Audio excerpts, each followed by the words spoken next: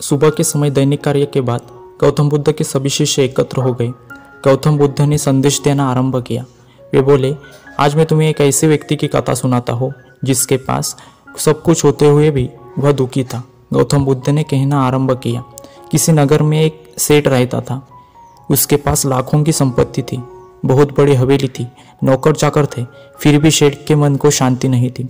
एक दिन किसी ने उसे बताया कि यहाँ पास के किसी नगर में एक साधु रहता है। वह लोगों को ऐसी सिद्धि प्राप्त करा देता है, उसे मनचाही वस्तु मिल जाती है।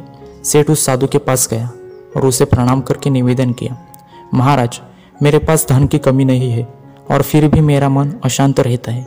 आप कुछ ऐसा उपाय बताए कि मेरी अशांति दूर हो जाए। सेठ ने सोचा कि साधु वह उसे कोई तावीज दे देंगे या और कुछ कर देंगे जिससे उसकी इच्छा पूरी हो जाएगी और उसका मन हमेशा के लिए शांत हो जाएगा।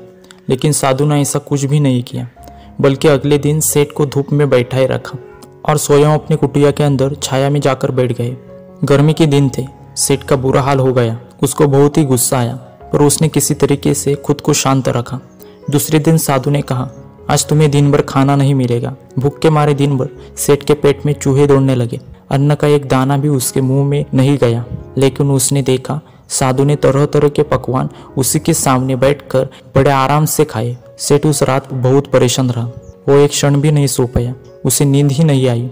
वह रात भर सोचता रहा कि साधु तो बड़ा स्वार्थी निकला। तीसरे दिन सवेरा होते उसने अपना बिस्तर बांधा और चलने को तैयार हो गया। तभी साधु वह उसके सामने आकर खड़े हुए और बोले, सेठ क्या हुआ? सेठ ने कहा, मैं यहाँ बड़ी आशा लेकर आपके पास आया था, लेकिन यहाँ मुझे कुछ भी नहीं मिला। उल्टे मुझे ऐसी मुसीबती का सामना उठाना पड़ा जो मैंने अपने जीवन में कभी नहीं उठाई, इसलिए मैं जा रहा हूँ।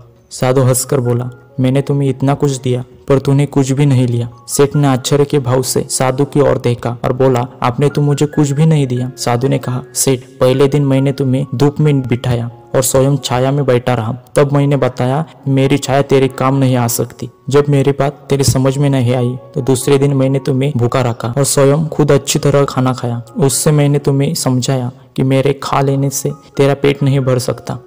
सेठ, याद रखे, मेरी साधना से तुम्हें सिद्धि नहीं मिलेगी। तुम्हें अपना धन अपने मेहनत से कमाया है और शांति भी तुम्हें अपने पुरुषार्थ, साधना और अपने मेहनत से ही मिलेगी। सेठ की आंखें खुल गई। अब उसे अपनी मंजिल पर पहुंचने का रास्ता मिल गया था। उसने साधु के प्रति आभार व्यक्त किया और वे अपने घर लौट आए। यह कहानी आपको कैसी लगी नीचे कमेंट बॉक्स में जरूर बताइए और हमारे चैनल मोटिवेटेड वॉरियर को जरूर सब्सक्राइब करिए। धन्यवाद।